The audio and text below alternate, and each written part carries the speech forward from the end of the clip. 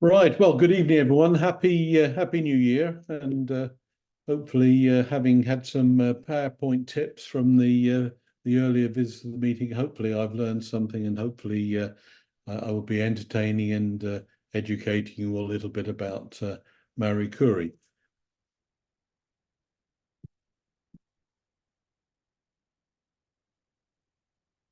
My presentation's about Marie Curie, born in 1867. She was a pioneering Polish-French scientist. She discovered two new elements, won numerous international awards, and it broke through many society and gender prejudice during her lifetime. People have asked me why have I got a presentation on Marie Curie. My main interest is Leonardo da Vinci, but this one I can blame on my wife. She asked me whether I'd do a talk to a local WI, um, and I said yes, I could do it. And Steph said, "Oh, but it must be a woman." So this is what it started, and of course, once you get hooked and start looking at and doing investigation and stamps, you find what interesting thing and what an interesting life she had. So it was a very good steer. So hopefully you'll find it interesting as well. She was born as Maria, and I won't try and pronounce her surname, in Warsaw, Poland. She was the youngest of five children. You can see the photograph there. She is the one in the middle of the picture. Um, she adopted the name Marie when she took on French citizenship. So I will use that from now on. Um, Her father was a teacher. He taught mathematics and physics, both subjects which he obviously later excelled in, and was the director of two secondary schools. She was actually born in the flat behind the school, and the school still exists, or the building still exists, and that's the photograph you see there. She had three sisters, Sophia, Bronislava, and Helena, and a brother, Joseph. Um, she was born at a time when Poland was ruled by the Russian Tsars, and a very oppressive Russian um, sort of ruling party at the time. The first stamp that I've actually found with Marie Curie on it was actually from Turkey in 1935, and it was for the 12th Congress of the International Women's Alliance, which was held in Istanbul. The International Alliance for Women still exists. It's a non-government organization promoting women's rights and gender equality. And it originally was the main international organization for women's suffrage. Um, so it's mostly looking at the developing world now in terms of doing it.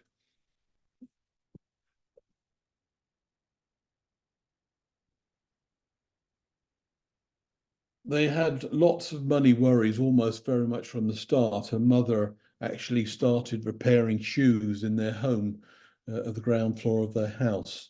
Marie's father lost her job, and they actually set up a small boarding school in their flat, and they had up to 20 people, um, with students who came in on a sort of daily basis.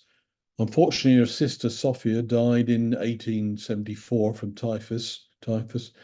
Um, Various epidemics had swept through Poland, often thought to have been brought by Napoleon's armies. And in 1878, in fact, Marie's mother died of the same disease. Um, Marie was a very bright and curious at school. She very much excelled. However, even though she was the best student in her secondary school, she wasn't allowed to attend the male-only University of Warsaw. She instead continued her education in Warsaw's flying or floating universities, and these were a set of underground informal classes held in teacher homes in Poland and in secret. So she both studied and taught others in Polish against the Russian policy at the time. As you saw from the photograph, Maria and her sort of nearest sibling, Bronya, they dreamt of going abroad to earn to an official degree, but they didn't have the money to do it. So they, between them, they came up with a plan, was that Bronya would go on earlier to Paris, and Marie would fund that trip by doing governorship and tutoring, which she did. And in fact, Bronya went first, and then once Bronya was established in Paris, she invited Marie to join her.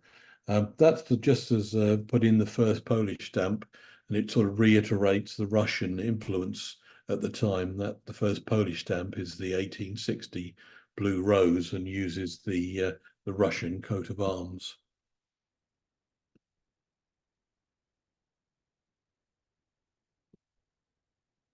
So she moved to France in 1891, finally made her way to Paris and enrolled at the Sorbonne.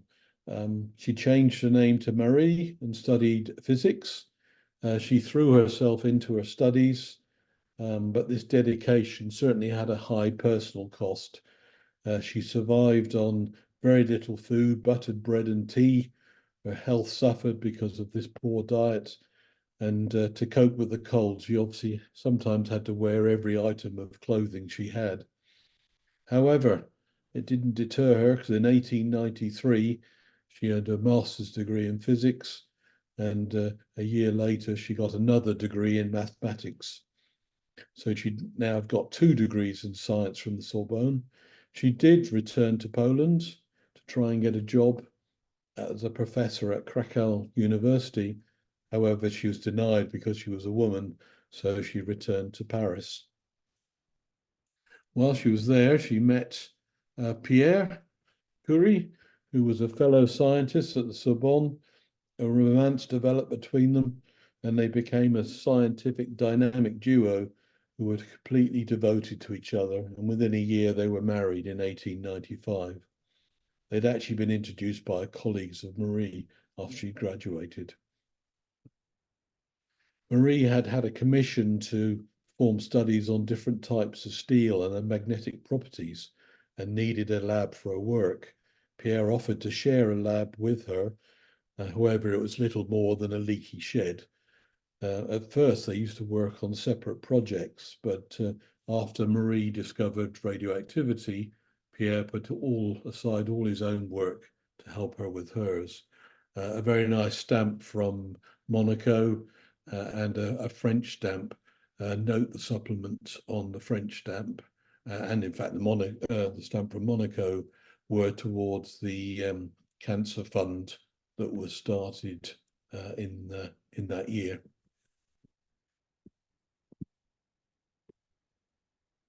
Just a little on Pierre. He was the son of a doctor, taught at home, good aptitude for mathematics and geometry. And when he was 16, he got his Bachelor of Science in mathematics. And at 18, he earned his license, the equivalent of a sort of US master's degree in the Faculty of Science at the Sorbonne. He didn't proceed immediately towards a doctorate due to lack of money. Instead, he worked as a lab instructor, and he went on later on to receive his doctorate at the University of Paris. His submission was on research on magnetism, and he became a professor within Sorbonne in 1900. Pioneer in magnetism, piezoelectricity, and radioactivity with his then-to-be wife, Marie. A couple of stamps there that I can show, 1956 from Russia, famous persons collection, Wallace and Fortuna airmail on the 75th anniversary of his death, a Cuban stamp in 1994 based on a set of scientists at the time. Neither Pierre or Marie wanted a religious service, and Marie shunned a normal bridal dress for a dark blue outfit, which would then serve her for many years as her lab coat. The honeymoon was a cycling trip to Brittany, Bicycles were all the rage in the 1890s. However, there's one consequence of cycling in a skirt. So special cycling clothes were designed for women, hence the creation of the culottes or blousy knickers. Women often wore straw boaters like the men, and there's a lovely advert there for the Daytone bicycles with the de rigueur outfit of the day. Marie and Pierre had two daughters, Irene and Eve, and we'll talk about those a little bit later on. You see a stamp there taken from a photograph of the Pierre and Marie on a cycling trip from Chad. Together, they formed an incredible dynamic team, Pierre and Marie. It's worth pointing out the background to some of their work. 1895, Rontgen had discovered X-rays, and Becquerel in 1896 was certainly the first person to discover the evidence of radioactivity, even though he didn't give it a name and didn't necessarily understand all of the properties of it. A couple of stamps reflecting Rontgen from Central African Republic, and then a Becquerel is shown on the Guinea stamp with his Nobel Prize, which he shared with Pierre and Marie later on.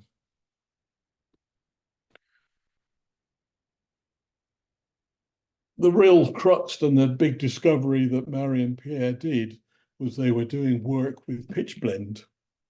Well, pitchblende is a uranium-rich mineral ore. And following on from the work of Becquerel and Rontgen, Marie took their work a sort of few very significant steps further. Essentially, she was breaking up the material and noticed that the level of radioactivity or the effect it was having was not going down. And she postulated that as she broke down this material, this pitchblende, that there must be something else in the material, which was some other elements that was causing this radioactivity. Through this sort of carrying on, she actually from the original ore of pitchblende, discovered this new radioactive element in 1898. They named the element polonium after Curie's native country of Poland. And in fact, her papers introduces the word radioactivity. It wasn't known, didn't have a word at that stage, and also discovered radium. Between 1898, as indicated there, they produced many scientific papers on the work. One of the significant ones was that disease cells were destroyed faster than healthy ones when exposed to radium, hence giving the first potential treatment for cancer. One stamp there from Monaco, recognizing 100 years of the discovery of radium with Marie Curie and Pierre Curie on them. The other material they found in pitchblende, which was radium, they toiled for years refining and processing literally tons of mineral oil, all to extract a single gram of the element 88, as we know is radium. In 1902, the Curies announced that they'd produced a decagram of pure radium, demonstrating its existence as a unique chemical element. Here's a nice set of stamps from my collection on Curie, which are the France and its French colonies, in themselves not particularly expensive stamps. The challenge was to get every one of them. And I'm quite pleased about that page, although I could have done my alignments a little bit better looking at that. It was issued for the 40th anniversary for the discovery of radium. In 1903, Marie got her doctorate, and they were invited to present at the Royal Institute of London on radioactivity. However, only her husband, Pierre, was allowed to speak. In 1903, along with her husband and Henri Becquerel, she was awarded the Nobel Prize for Physics. Nobel laureates present an acceptance lecture in Stockholm, but Marie was not allowed to present, so she could only watch Pierre deliver the speech, though it is generally regarded that he did acknowledge her completely and her contribution in this address. Here's a couple of miniature sheets from Guinea in 2002 with Pierre and Marie recognizing their Nobel Prize awards.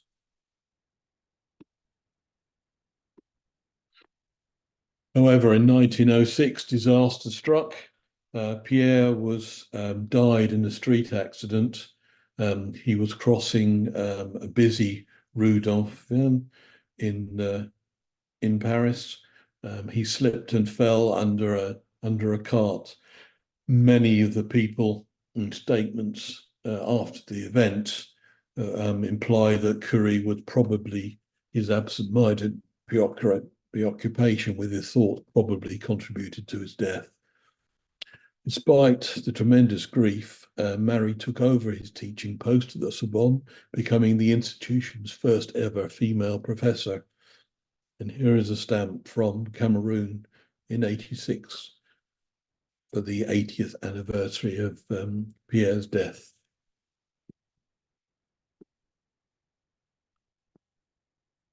So she was the first woman professor in the University of Paris.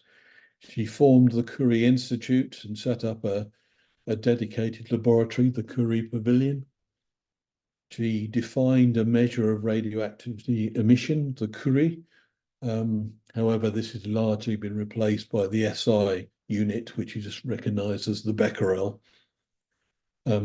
Couple of stamps there. 1951, the first Congress for Polish Science in Warsaw, East Germany in '67, from a famous person set, and a miniature sheet from Sierra Leone in 2017 for the 150th anniversary of her birth in 1867.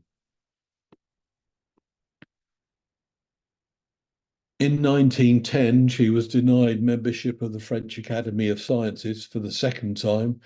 The French Academy accepted their first woman in 1967, so it took some time before women were allowed into the French Academy of Sciences.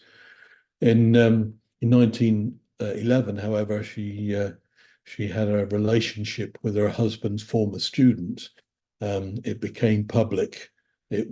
She was derided in the press for breaking up the Langevins' marriage, and the negativity in part stemming from a rising xenophobia in France. However, also in 1911, Curie won her second Nobel Prize, this time in chemistry, for a discovery of radium and polonium, which she received the prize alone. She shared the honor jointly with her late husband in her acceptance lecture. She was not encouraged to attend because of the public scandal that was going on, but she insisted on attending and presenting at the ceremony. Only Linus Pauling, Chemistry and Peace, has equaled this double award of the Nobel Prize. Again, a miniature sheet from Guinea celebrating the 100th anniversary of her winning her second Nobel Prize. In 1911, Curie also collaborated with other famous scientists, including Einstein and Planck, to attend the first Solvay Congress in physics and discuss the many groundbreaking discoveries in their field. Here is a famous photo from the fifth conference in 1927, and actually shows Curie, Einstein, Planck, and Picard. And I've shown some stamps of each of them: Picard in Switzerland, Einstein from the United States, Max Planck from East Germany, and Curie from Poland in 1967. Unfortunately, along came World War I, and Marie Curie was introduced and recognized that wounded soldiers were best served if operated on as soon as possible. And she saw a need for radiology centers near the front lines to assist the battlefield surgeons. Many soldiers were having limbs amputated for injuries which could have been treated, but they just didn't know what the state of and whether bones were being broken or in terms of doing it. So after a quick study of radiology, anatomy, and then automotive mechanics, she procured X-ray equipment, vehicles, and produced mobile radiography units, which became known as the Petit Curies, Little Curies. She became director of the Red Cross Radiology Service and set up France's first military radiology centre. She was assisted in this by military doctors and a 17-year-old daughter, Irene. So she directed the installation of 20 of these vehicles and another 200 devices at field hospitals in the first year of the war. Another thing she produced were hollow needles containing a radiant emanation, a colorless radioactive gas given off by radium, later we would identify as radon, to be used in sterilizing infected tissue. She produced the radium from her own 1-gram supply. Busy with this sort of work, she did very little research, and despite all of these humanitarian contributions to the French war effort, she never received any formal recognition of it from the French government. Here's a stamp from Djibouti, which actually shows one of the Petit Curies on it.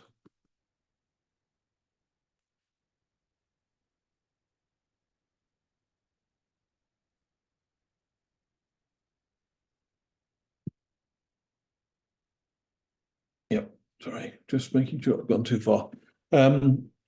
In the post-war years, the Curie Institute produced 4 more Nobel Prize winners, including her daughter Irene and her son-in-law Frederick Joliot Curie. Curie also toured the world receiving medals and recognition, and in fact, via a very enterprising lady in the States, and I think her name was Harding, because the French appropriated her 1-gram of radium, this American socialite galvanized many women's institutes across America to petition the government to replace this 1-gram of radium for Marie, which they actually did, which was fascinating. It was very precious to her 1-gram of radium. However, as I say, the French government actually appropriated it from her for a good cause, for doctors, for cancer research, and she couldn't, Marie couldn't afford to purchase more.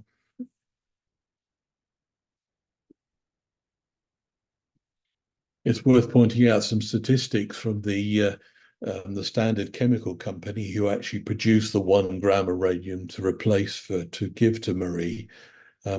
They took 6 months to do it. They used industrial scale processes to whittle down around 500 tons of ore. Their method required 500 tons of acids and other chemicals, 1,000 tons of coal, 10,000 tons of water, work that Marie and Pierre had done all by hand in the 1890s, all to create that 1-gram of radium. This is the stamp from France celebrating the 100th anniversary of the discovery of radium. Her daughter Irene carried on in the tradition from her mother as a chemist and physicist, and jointly with her husband, Frederick Joliot Curie, they were awarded the Nobel Prize in Chemistry for the discovery of artificial radiation, making them the second ever married couple after her parents to win the Nobel Prize. She was also one of the first women to be a member of the French government. She became Undersecretary for Scientific Research under the Popular Front in 1936. Both children of the Joliot Curies, Helena and Pierre, were also prominent scientists. She became one of the commissioners of the Atomic Energy Commission in France under de Gaulle. However, she died in 56 from acute leukemia linked to her exposure to polonium and X-rays, and her husband Frederick also died of a similar ailments. Her husband had warned of German scientists working on nuclear weapons and smuggled their science papers to the UK. Joliot-Curie was actually mentioned in Albert Einstein's 1939 letter to President Roosevelt as one of the leading scientists on the course to nuclear chain reactions. He was a member of the French resistance.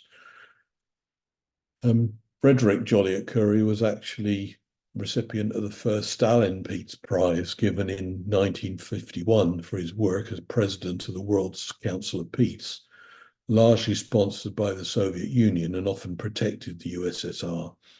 And this bias prevented worldwide acceptance of its good intentions and policies. And you can there see some of the stamps, particularly from the Soviet Union, recognizing Frederick, but the stamp from France recognizes Irene's contribution in governments, and the stamp from Guinea actually again mentions the international peace conferences that were run. Her other daughter, Eve, was a French-American writer, journalist, and pianist. She worked as a journalist and wrote the first biography of Marie Curie and a book on war reporting, Journeys Amongst Warriors. She served as a volunteer in the Women's Medical Corps of the Free French during the Italian campaign, and she was actually promoted to the rank of lieutenant in the French 1st Armoured Division. She was decorated with the Cross de Guerre for her services. From the 1960s, she committed herself to work for UNICEF, providing help to children, mothers in developing countries. And she was actually, for her work in UNICEF, promoted to the rank of Officer de la Légionnaire d'Honneur of the Republic of France, the country's highest decoration. She was the only member of the family who did not choose a career as a scientist and did not win a Nobel Prize, although her husband, Henry Richardson Laboise, did collect the Nobel Peace Prize in 1965 as the head and on behalf of UNICEF, completing the Curie family legacy of 5 Nobel Prizes. Here's a stamp from Suriname. Interesting enough, I included, it says Marie Curie, but I'm convinced this is actually a picture of Eve. Wouldn't be the first time that a stamp would have had an error on it. Back to Marie Curie, she died in 1934 of aplastic anemia, which unfortunately damage to her bone marrow, believed to be caused in major part by prolonged exposure to radiation. Both of the Curies experienced radiation burns, both accidentally and voluntary, and were both exposed to extensive doses of radiation while they conducted their research. They experienced radiation sickness. Had Pierre Curie had not been killed as he was, it was likely that he would have died of the effects of radiation, as had his wife, their daughter Irene, and her husband Frederick Joliot. Marie was known to carry test tubes of radium around in the pocket of her lab coat. For many years, working with radioactivities took a toll. Sadly, she missed seeing her daughter and her husband get their Nobel Prize in 1935. Pierre's father died after his son, so Pierre was exhumed and her father buried, and then Pierre reburied on top of him. In 1995, Marie and Pierre's remains were interred in the Pantheon in Paris, the final resting place of France's greatest minds. Marie became the first and one of only 6 women who had been laid to rest in there. You'll notice one of the pictures, the of watch faces, which were initially used to be painted with radium. And it's a sad case that a lot of the painters, mostly women, used to lick the brush before to sort of to bring the hairs together in the painting process. And it was unfortunately not a very healthy thing to be doing.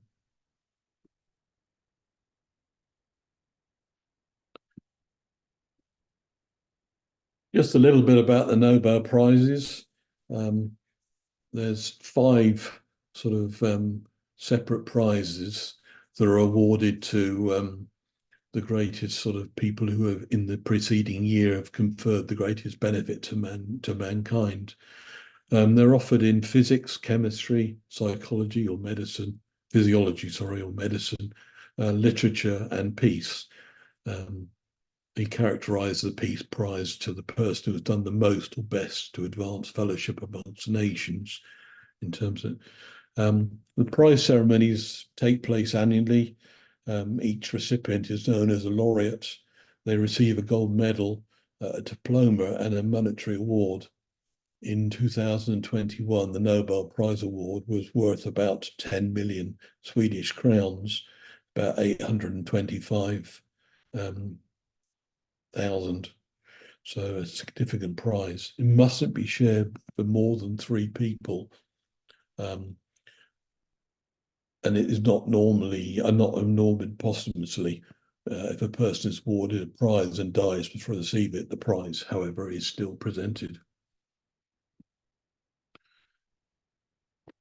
Four individuals have received more than one Nobel Prize. Curie, Bardeen had physics twice, Pauling chemistry and peace, and Sanger, who got chemistry twice. Marie was the first woman to win. She was the first person to win two Nobel Prizes in two different sciences.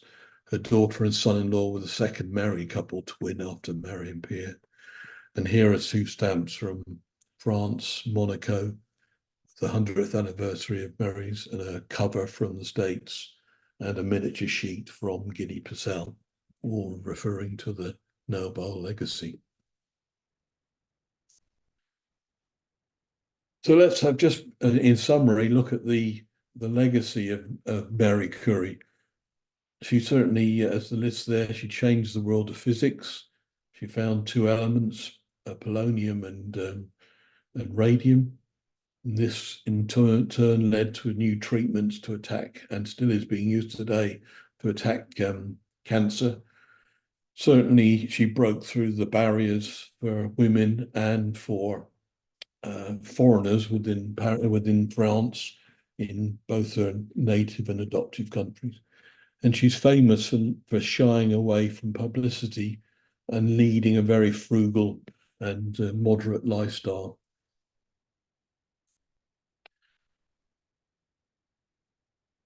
In 1944, curium is a radioactive chemical element discovered in the USA, and it was actually named after her, atomic number 96. It was kept secret, the discovery, and was only actually released later on in 1947. There is a fellowship program in the European Union for young scientists to encourage them to work abroad for a postgraduate doctoral training. A program of sponsorship. And there's three radioactive minerals that are named after her. Curite, sclerite, and kupsclerite. I probably said those wrong, but in terms. Other legacies, there are leading educational, medical and biological and biophysical research centres in the world. Institute Curie is a private non-profit foundation operating research centres in biophysics, cell biology and oncology, and is a hospital specialised in the treatment of cancer. It's located in Paris. Pierre and Marie Curie University, also known as the Paris Six, was a public research university in Paris. It merged with the Paris Sorbonne into a new combined university.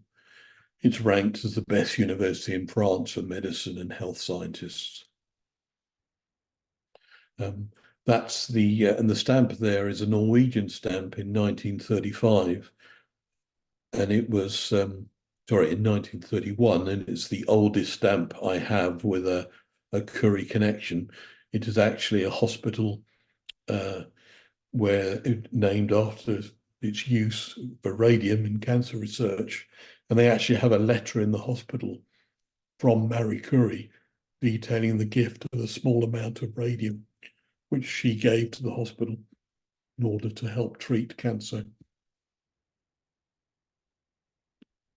She was an incredible writer, copious notes on her children, all of their expenditure, their recipes that she had, bicycle repairs, doodles and fancies in notebooks.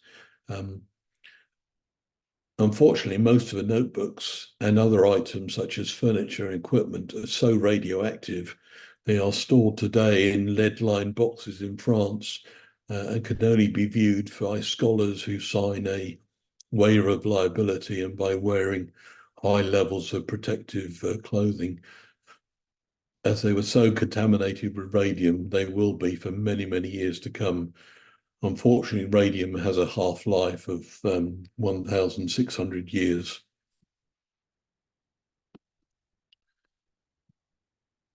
Another legacy, which is really related to the work done in treatment of cancers.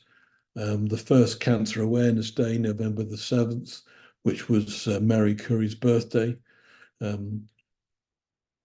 It has, however, in 2000, it was World Cancer Day was changed and chosen by the United Nations as the 4th of February. Many of you will recognise on the bottom left there the logo of the Marie Curie Cancer Care Charity. Originally started as the Marie Curie Hospital in Hampstead. This pioneering hospital was specialised in the radiological treatment of women suffering from cancer and allied diseases. From those days, the current cancer charity developed into what it's known today. Daffodil Day, which is very connected with their fundraising, was set up by the Canadian Cancer Society in 1957. And there's a Daffodil Day in many, many countries in the world. And unsurprising, it's usually held in March.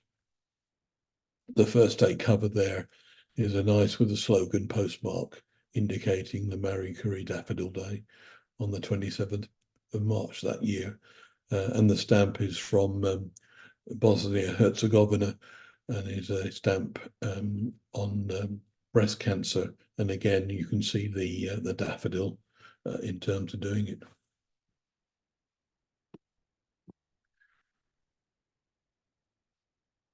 Recently, there was a biopic of Marie Curie with Marie Curie played by Rosalind Pike.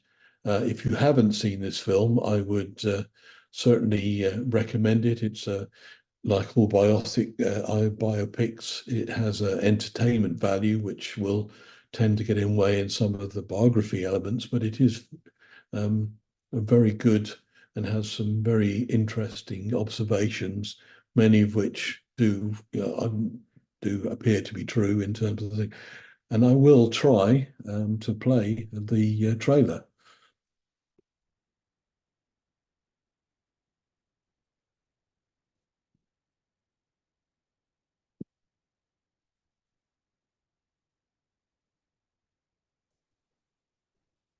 I read your paper. It contains some exceptional science. My instinct is that there is another element. You think you found an undiscovered element? Science is changing, and the very people who are running science believe the world was flat. Leave my laboratory. If my science doesn't speak for itself, then you've gravely misunderstood it. I'm going to prove them wrong. We all thought that atoms were finite and stable. Well, some of them are not. I call this radioactivity. Our discovery could kill cancer. You changed the world. Our work's been nominated for the Nobel Prize. The commendation only mentions my name. You stole my brilliance. How dare you take their applause? This is bigger than both. I just wanted to do good science. There are those that say that radium is making us sick. The question can be raised Whether mankind benefits from knowing the secrets of nature. I've been haunted my entire life trying to understand the impossible. This is my fight, and I will win it.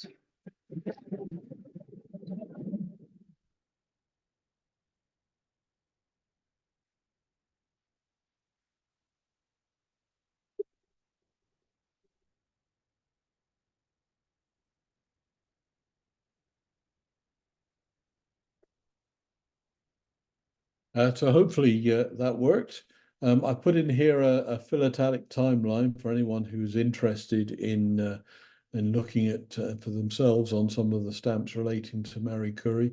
1931, as I indicated, the first stamp for the Radium Foundation Hospital in Norway. 1938, there were a lot of stamps issued for the 40th anniversary and the creation of the International Anti-Cancer Fund, and then obviously many other anniversaries relating to Marie's or Pierre's death and birth anniversaries. 2011 was the International Year of Chemistry, and many countries produced stamps with images of Marie Curie at that time. Just a few quotes that I found on Marie Curie. One, if you're going, I have no dress except the one I wear every day. If you're going to be kind enough to give me one, please let it be practical and dark so I can put it on afterwards to go to the laboratory. And the famous one, nothing in life is to be feared, it is only to be understood. Now is the time to understand more so that we may fear less. Thank you, ladies and gentlemen. That's the end of my presentation. Thank you very much indeed, Les. I think that was absolutely